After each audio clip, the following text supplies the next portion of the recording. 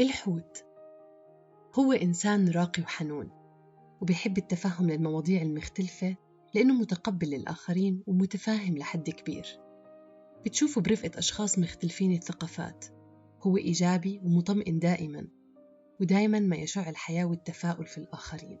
بتميز بأنه ذكي ولطيف، وبتمتع بالكثير من الحكمة ومحب للموسيقى.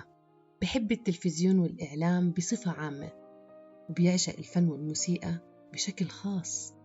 بتصف بأنه لين، ووجهه بيظهر عليه ما بيخفيه قلبه بسهولة. عيوبه إنه بيكون ضعيف كتير وحزين في بعض الأحيان، ودايماً بيحب الهروب من الواقع. بيكره الماضي كتير، وما بيحب القسوة ولا الانتقاد. بفضل إنه يعيش بالقرب من المي لأنه بيعشق البحر كتير.